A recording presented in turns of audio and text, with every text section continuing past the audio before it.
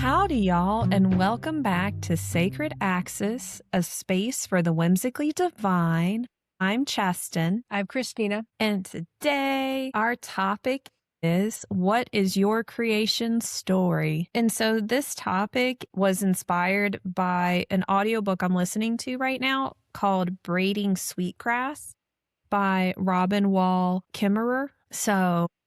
And it's so funny because the last episode of our podcast, we were talking about Dharma and life path. And we, sometimes we'll kind of make plans and sometimes we don't for these episodes. So it always tickles me when we end up kind of like when we pick topics that complement each other. Yes. And that they follow each other. It's like, oh, wow, you came up with that. And this is what I came up with. So with the creation story, and so in Braiding Sweetgrass, and like I said, I highly recommend it, and I like the audiobook version because Robin has a wonderful speaking voice. So I've really enjoyed listening to her talking. But it's the second chapter, I believe, of the audiobook where she talks about the creation based on Skywoman. And I'm not gonna go into that stuff because you can read her book or listen to her book for that. I wanted to make sure I got the chapter right. Yeah, the second chapter, Skywoman Falling. But it got me thinking about what is my creation story and what are people's creation stories. And what I mean by that is, what is a person's creation story of how life came to be? What is the creation story of how Earth came to be? What is the creation story of how humans came to be? What is the creation story of how I as an individual or you as an individual came to be? So like all those different subsets. And so she did give the example of, again, Skywoman Falling, the indigenous perspective. And then she had mentioned the Christian story and how different they were. And that's what really inspired me to talk about this, is because I can't speak to the indigenous stories, but I grew up with the Christian story of creation, which is the fall of man being kicked out of the Garden of Eden and how it was considered a punishment to come to earth, and how being on earth is having to lord over the animals, almost like having to dominate everything. And not just that, but that it's a punishment and that it's the woman's fault.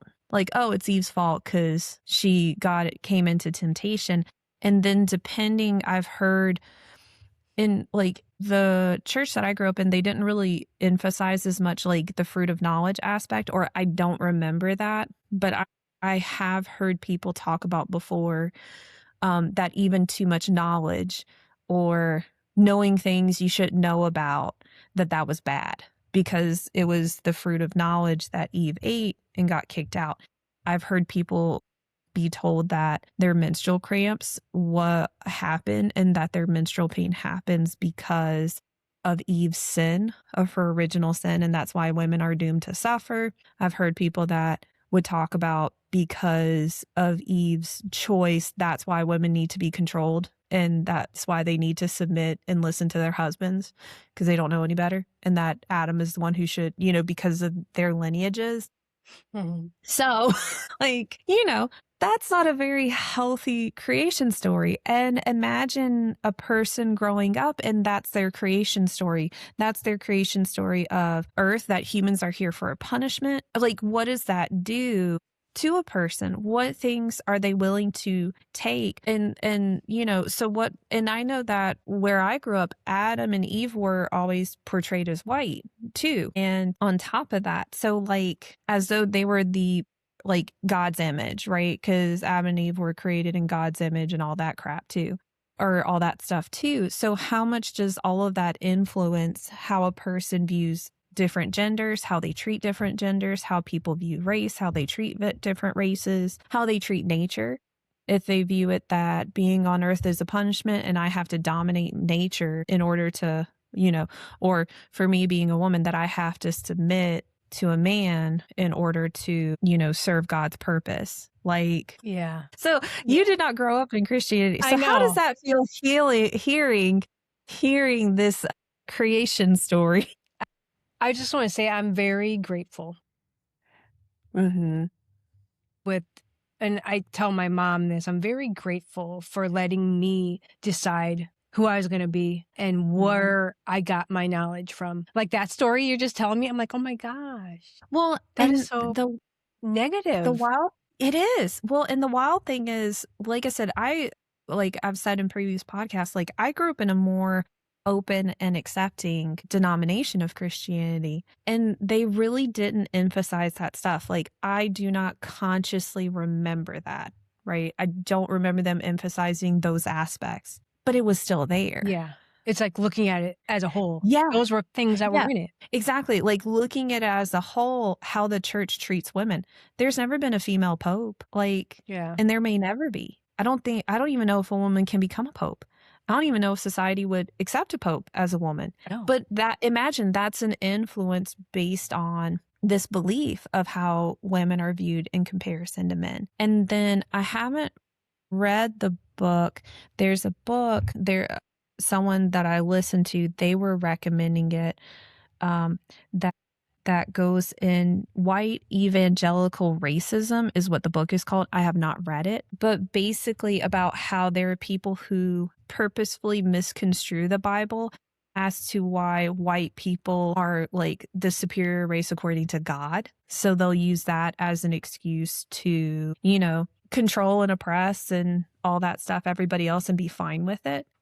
Goodness knows, I believe in times of slavery, like there were slave owners and probably other people too, unfortunately, who used the Bible as an excuse that it was okay to have slaves. So, and again, it's that creation, like they're using the creation story, and of course other stories in the Bible, but that creation story as to why they can treat all these different people this way, as well as nature. And I even remember that a buddy of mine, that they were taking a bath as a kid. They were a girl. They were taking a bath and they had one of the adults say basically that their genitalia was their shame. Like, well, this is your body part and you should be ashamed of it.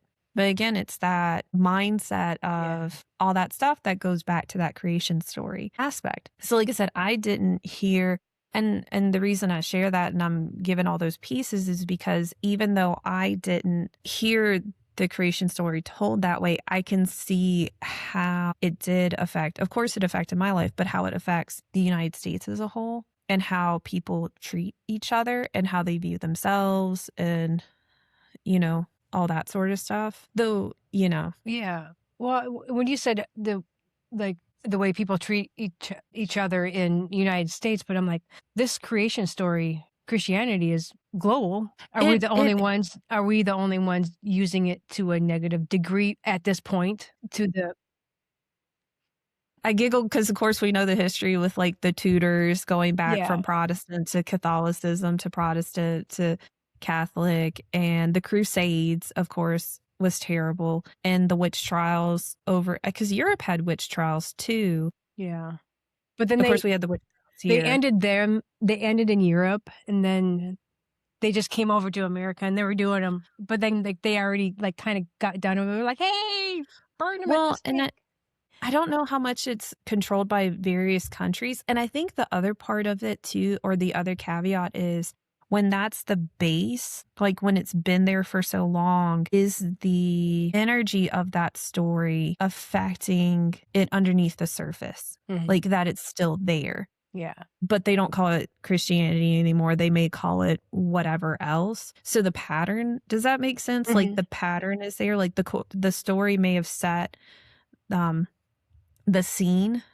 and they may change like the characters of it, but the story is still the same. Gotcha.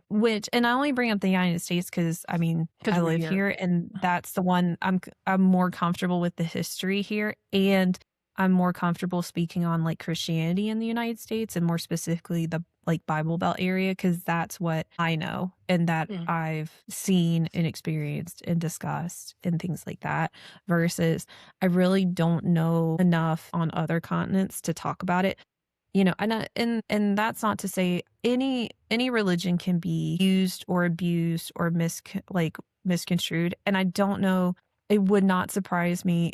Well, because imagine like the founding of the United States, it wasn't a religious founding. Like the founding fathers were aristocratic white dudes and they didn't want religion at all but they were also aristocratic and they were still fine with slavery. So there are people who use the Bible as an excuse to keep it going, or it's like there are people who use the Bible for their white supremacy or to limit women's rights. But the white aristocrats, the founding fathers, it's not like they suddenly gave women rights.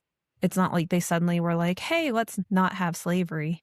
So there's that caveat with it too. Like how much do people use religion to confirm their biases that they already have? Or it's like they use it to keep the story going that they want. Like they manipulate it, which we know that happens. But so I'm sure there's all those different pieces and nuances of it that also blend in and affect, the story, how it's told and how it appears.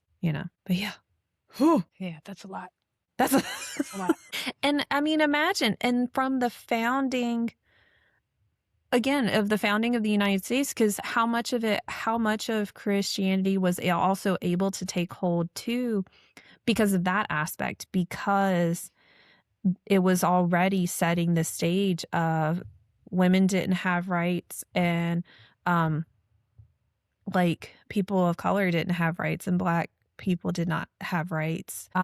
And it was, again, like aristocratic white men were the ones who had the rights and all this stuff. So how much of that set the stage too for a religion that was being used to further look down on women and further, do all these things? How much of that allowed that to come into play?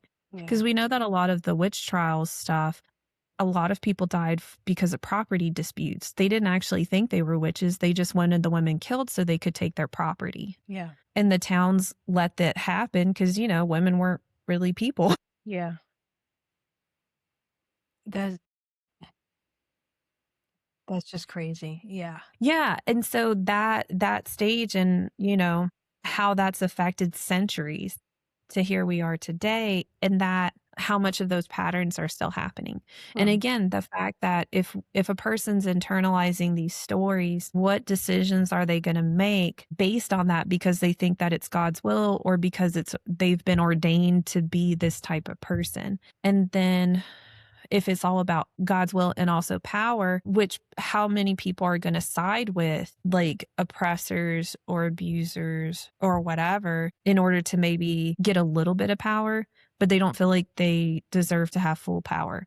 You know what? So let me rephrase it. So for a woman, for example, if they actually view themselves as a descendant of Eve and that they deserve to be, that they have to submit to their husband or submit to a man and that they can't have power on their own because they fully believe that, how inclined are they going to be to advocate to have their own power versus how much more likely are they to side with a person who is taking part in their oppression and their abuse, siding with that white man who's taking part in that stuff, but is giving them a sliver of power.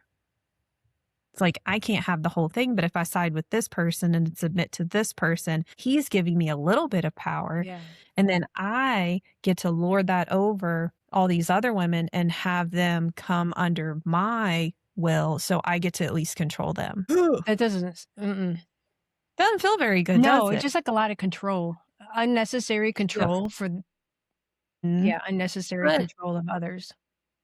It's true. And if you view Earth as a punishment, that is how some people react when they feel punished is like, and we see that with people who suffer. You have the people who are, I suffered and I don't want anybody else to suffer. And you have the people that I suffered and everybody else should suffer too, or I should make it so I suffer less than all these others. Right. Yeah.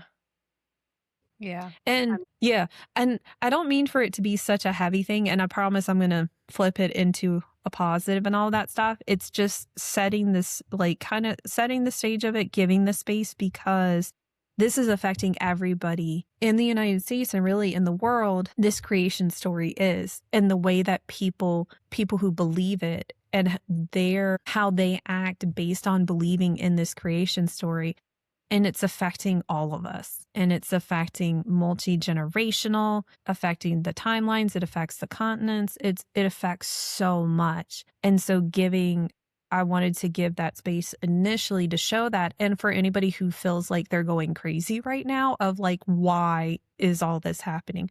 And of course, some things are happening just because bad people do bad things. Like there are crappy people in the world and they do crappy things. But some of it is also, if a person, like I said, if they somehow view this as a punishment or that they're less than, they may side with people who they feel like can give them some semblance of power. I'm not saying I don't think it's a good idea. Yeah. So, right. Yeah. And I know that for me, like really looking at it from those aspects, it's helped me better understand, even when we talk about self-worth, right? So if a person has that creation story, even subconsciously there, even from an inherited aspect there, how much is that going to affect self-worth? And how much is that going to affect how people view themselves? Like if they view themselves as a shameful, damned creature, or if they view themselves as a miraculous creature. Like, I feel like it's all that stuff too, that underneath the surface, it's effects, right? Yeah. So, yeah. Yeah. Cause I don't, cause I was just thinking, I'm like, I don't have much to add on that because I don't know what that feels like to live in that space, to feel that heaviness from that kind of a creation thought process. Yeah. Doesn't sound pleasant though. no, It sounds kind of, but it sounds icky. Yeah, it just doesn't sit well with me, I guess. Yeah. Good. It shouldn't. Yeah. And that's why I'm also taking the time to really like describe this too, because I hope that when Robin mentioned the difference between the story of Skywoman falling and the Christian creation stories, as I was hearing her talk about it, I was like, oh, that's so uncomfortable. Like having it really spelled out like that. And that's with me deconstructing as much as I have. And I was like, oh, that's so uncomfortable. That's not right. Like that shouldn't be anybody's creation story. Yeah. I don't care what religion they're in. I don't care what belief system they're in. Like that shouldn't, viewing life as a punishment shouldn't be the creation story. Yeah. It doesn't make sense to me. Yeah. Right. Yeah. So so what can we do? Right. So what can a person do if they're like, oh, crap, that was the creation story I grew up with. Cool thing is you can rewrite your creation story. Right. Yay. So I'll pose that question of if you could if you could rewrite your creation stories, what would they be? And again, I'll pose the questions of what is your creation story? What's your creation story about how life came to be? What's your creation story about how Earth came to be? What is your creation story about how you came to be? And what is your creation story of your body?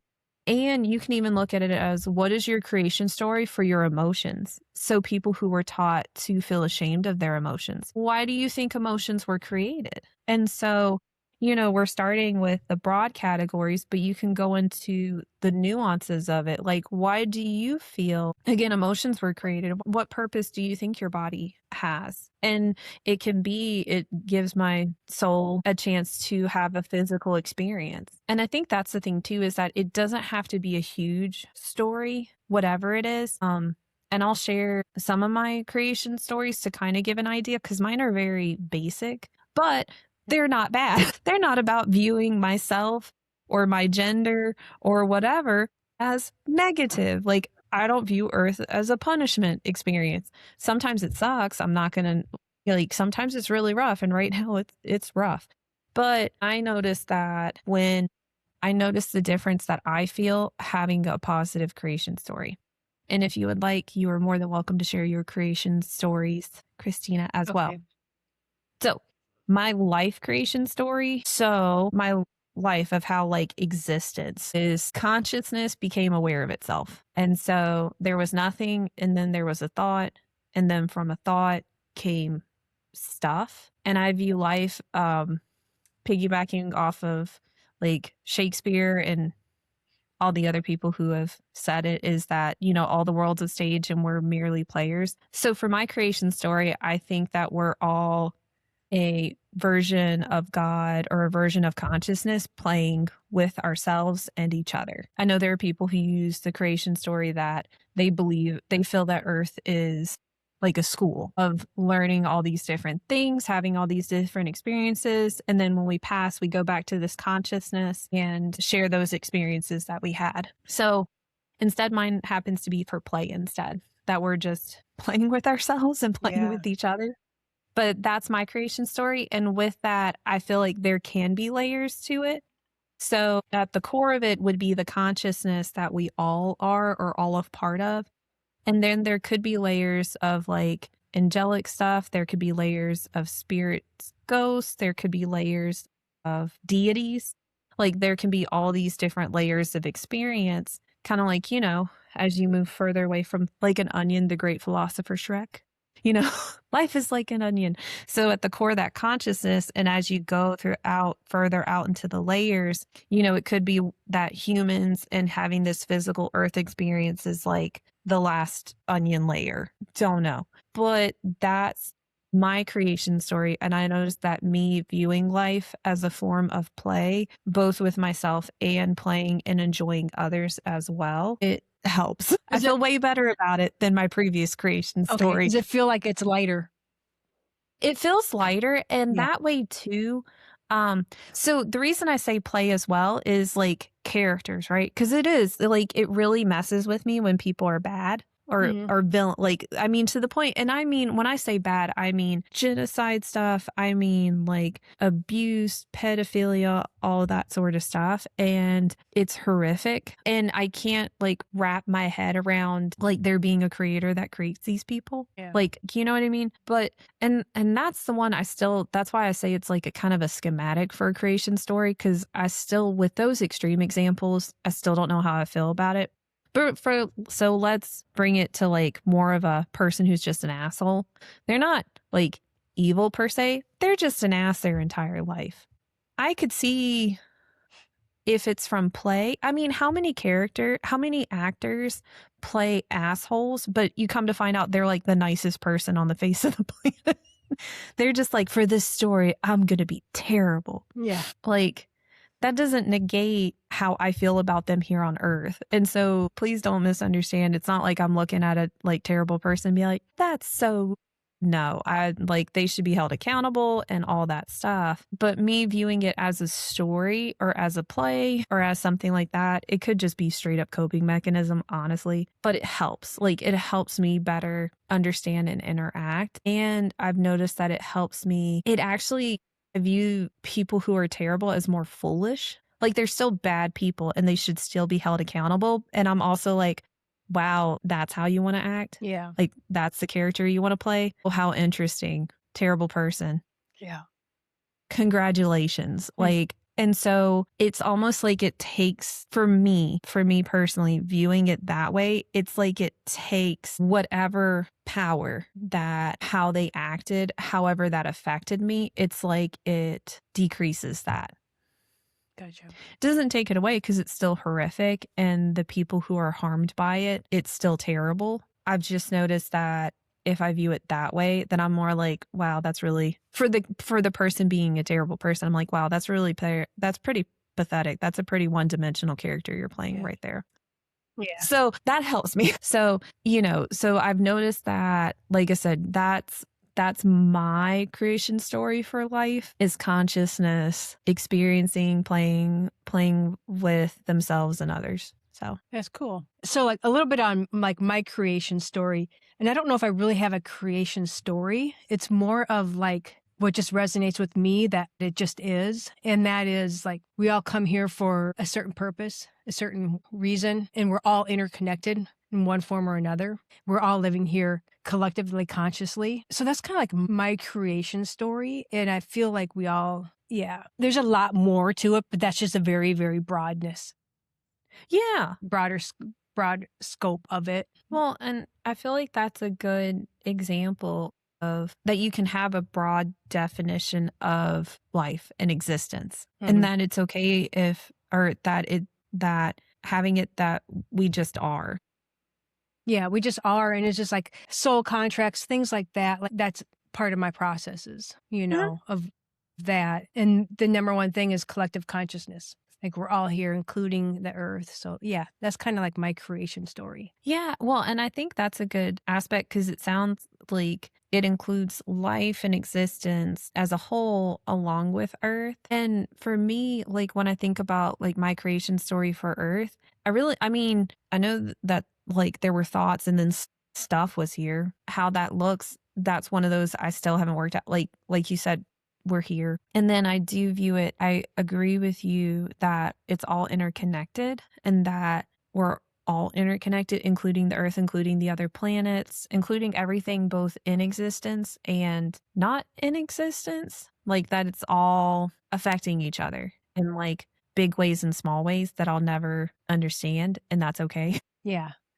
Yeah. I don't think we're meant to understand everything. I agree. Yeah. I think it would really complicate everything. It would be like, Well, what? Well, and I feel like too that, and I feel like that's that aspect for me, like viewing it as play is that it helps me not get so into like philosophy or like, why are we here and what's this and what's this? Like for me, it helps ground me by just because let's play, let's have fun, let's enjoy life, let's bring joy for others. Like it helps keep it more lighthearted for me by viewing it as play. And so I'm less inclined to like focus so much on or over focus on that spiritual aspect of it. Gotcha. So it helps me come back to the physical world. Like, well, I mean, yeah, it's cool for me to have my thoughts and whatever, but let's get back to being here and enjoying and like, listening to music and Yeah. watching movies and, watching plays and enjoying art and getting out in nature, hugging a tree. Yep. And I think listening to the water. And I think that it is about that play that is equates to growth. You know what I mean? Because it's just like play. Well, all growth doesn't need to be in a negative. It's just the good. It's just growth. Yep. Well, and I like feel a like neutral. too, yes. Well, and I feel like too, like by viewing it that way, how am I going to react to nature if I view it as play? Right. And, or if nothing else, like you were talking about, that I at least don't view it as a negative. Like I don't view it that I'm being punished, that I'm here as a punishment and I need to, dominate the earth to That prove a point. Like so foreign to me. Right. It's like, I'm going to go hang out with the trees. Like, I'm going to go hang out with, I know that the Pocahontas movie was so problematic on so many levels, but I did like Grandmother Willow. I haven't seen it. It was like, I want to go talk to trees too, and I want them to talk back to me. So, oh, that's cute. Just going and sitting with trees or flowers or succulents or, going and sitting with nature, whatever nature looks like to you, or sitting in the desert. The desert has a beauty to it as well, like that.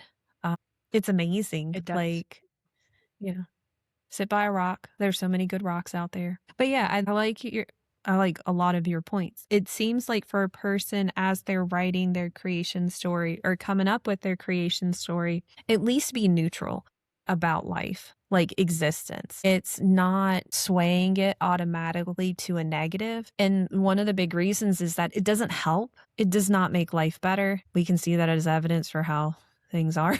Yeah. It doesn't make life better on a personal level. It doesn't make our interactions better versus if we view life as like a neutral. And I guess the other part when I think of the creation story, it's more of a philosophy, but I really like the yin yang of like extreme, like in order for one thing to exist, its counterpart is going to exist too automatically. So if hot exists, cold has to exist.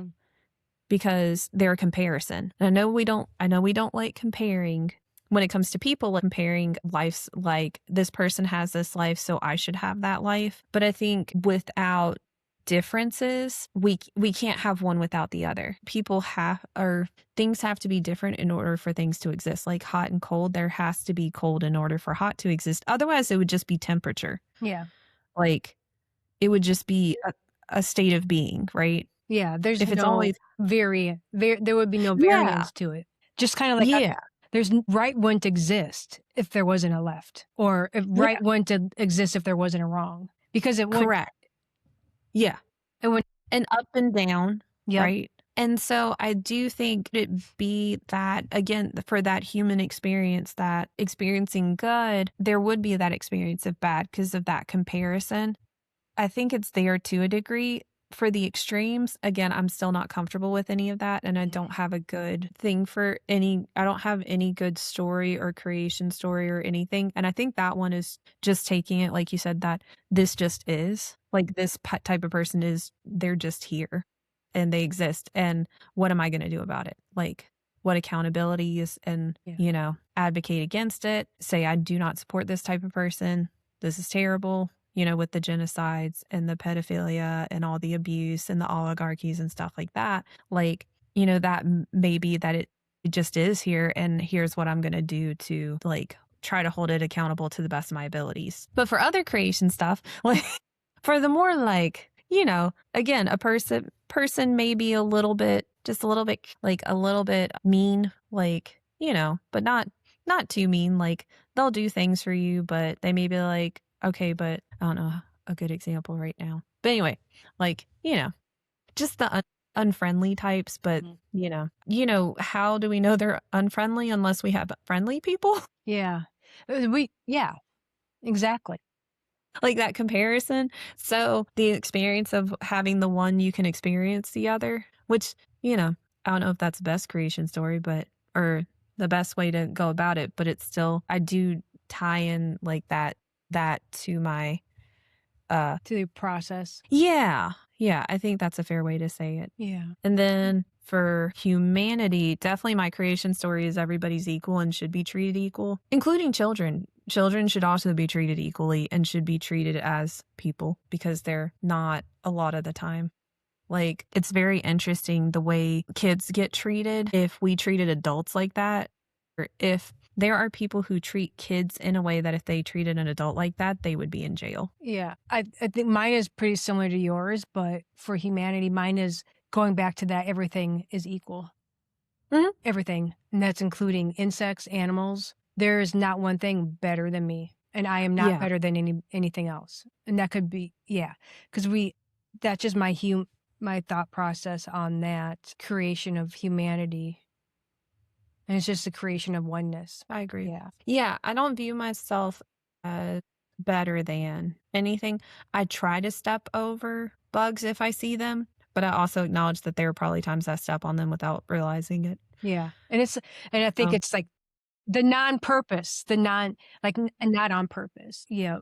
And there's a difference when if you set out your intention, purposeful or accidental. Those are two, they carry a different weight.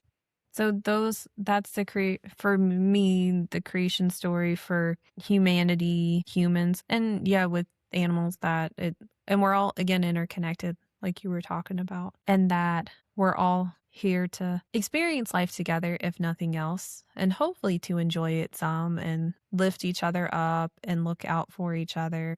And I do view it for life, I guess, too, is that with the yin yang aspect of it's going to have ups and downs, it's going to have pleasure, and it's going to have suffering. And with humanity, it comes in of that there are people who can lighten our suffering, and it gives that opportunity. We are all interconnected, and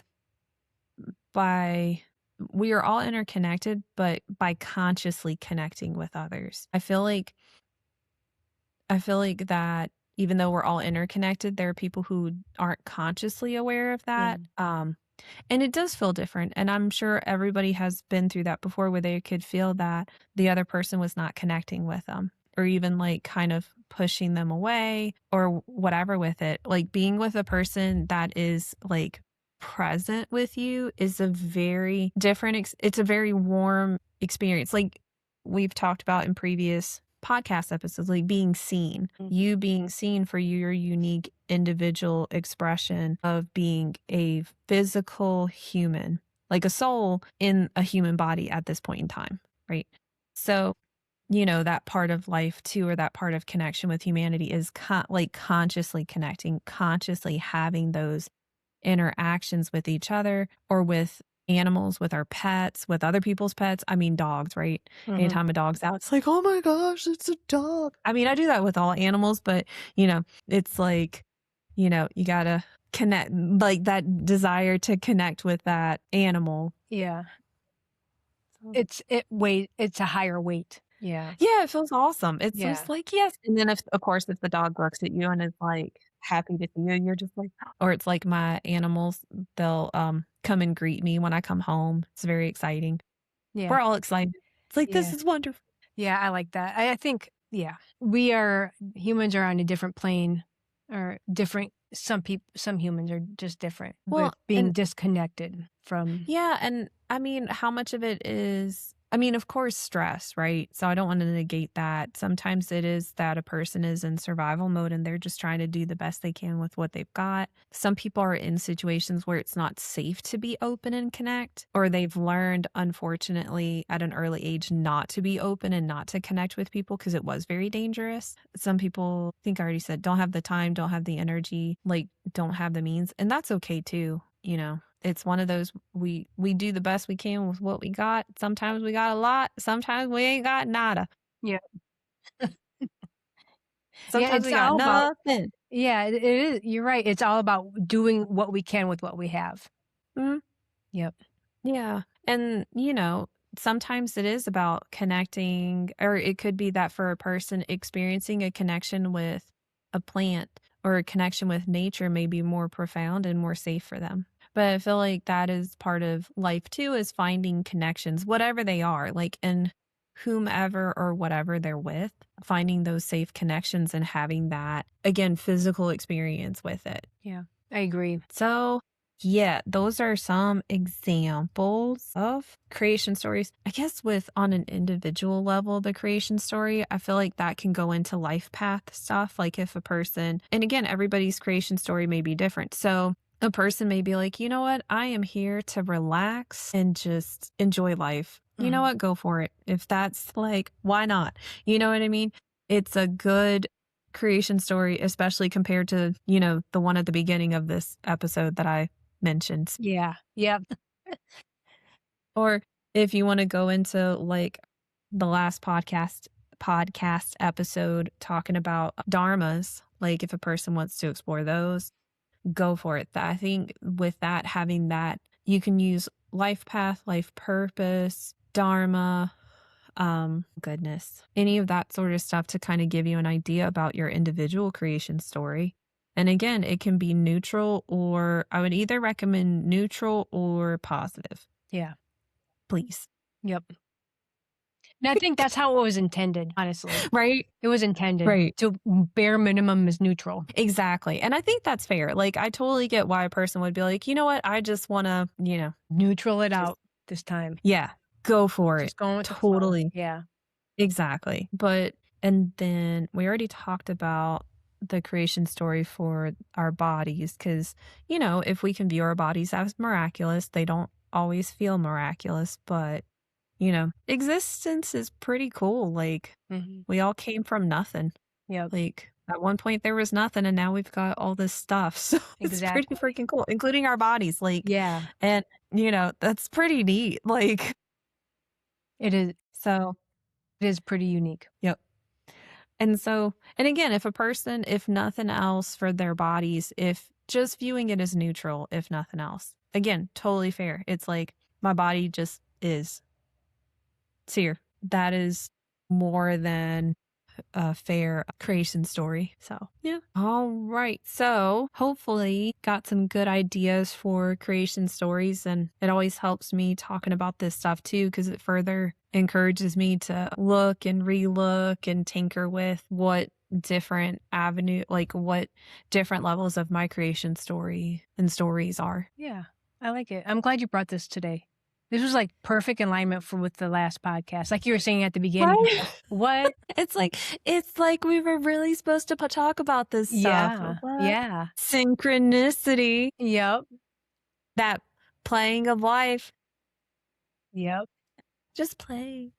Yeah, exactly. So again, this episode was inspired by Braiding Sweetgrass by Robin Wall Kimmerer. Really good book. I've been really enjoying it. And I'm sure that there'll be more podcasts inspired by that book because I've only gotten through like 3 chapters, honestly. And I was like, I need to talk about this. I was excited to talk about it with you because I'm like, this is so awesome. That's when you know you have a good book. Mm-hmm. Yeah, that's like the one I had talked about last episode. I was like in chapter 4 or 5. I'm like, I gotta talk about this already. I'm not even done. Yep. Yeah. Exactly. All right. So figure out what your creation story is and pick either a neutral and or positive one would be our recommendation. And it can even be just 1 sentence or 2 sentences. And it can just be, it is. Life is. Earth is. We are. I am. Like, boom, done. Exactly. All right. Thank y'all so much for tuning into Sacred Axis, a space for the whimsically divine.